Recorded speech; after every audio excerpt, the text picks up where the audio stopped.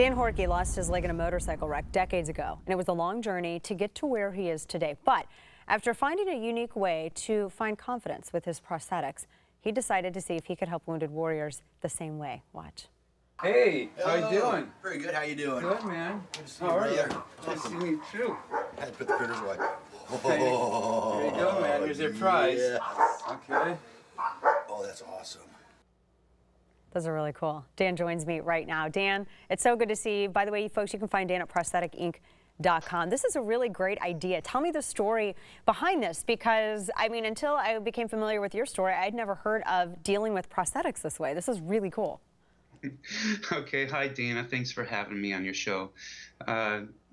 This all started when I decided to wear my prosthetic more openly. I covered it up 20 years with the fake skin, Band-Aid kind of looking skin material that didn't match my skin, so kind of decided just to open up and to start wearing my prosthetic more proudly. Right. Okay, and I did that when I first started. I was offered a position in the O&P industry to start from the ground up, learning how to fabricate prosthetics and leg braces.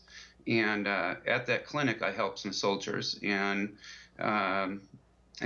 well, a week after I started, I started making my own leg. I mean, that was the whole reason for getting in the industry, was that I really needed a replacement. My insurance wasn't covering the replacement very well, so I was offered this job, and this time I was going to make my socket, you know, something that was meaningful to me. I thought, you know, reflected back when I had my surgery in 1985 after my motorcycle crash.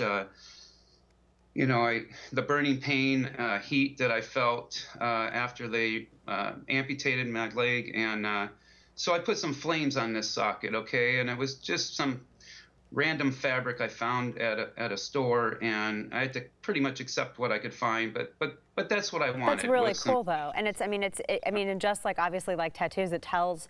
You know, it tells a very personal story. And we know a lot of guys who serve. We're friends with a lot of veterans, a lot of wounded warriors. I personally work with the Purple Heart Foundation. And I know, you know, when a lot of these guys, when they come back and they have to adjust, you know, having a missing limb, that's an adjustment that people can't comprehend. And this is so neat. What you do is so neat, because you ease that, you ease that adjustment. And that's, you know, it's personal, and, you know, the people love it, because, you know, as soon as somebody heard that we were going to have you on, we were getting feedback about it. And that's really cool, because, you know, these guys can tell their stories as well. Now, tell me about, because, you know, the designs, and by the way, this is relatively pretty inexpensive, the designs. I mean, it's only a couple of $100s, depending on the level of artwork.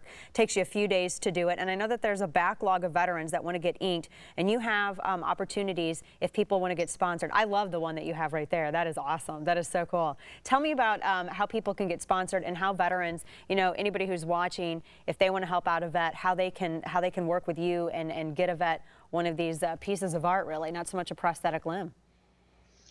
Okay, well, for the last couple years, actually 3 years since the VA curtailed funding for this, I began tweeting, Facebooking posts saying, you know, can anybody help, you know, sponsor some designs for veterans? You know, in the meantime, you know, I was reaching out to nonprofit military organizations, hoping that a celebrity might see what I'm doing and would like to, you know, help.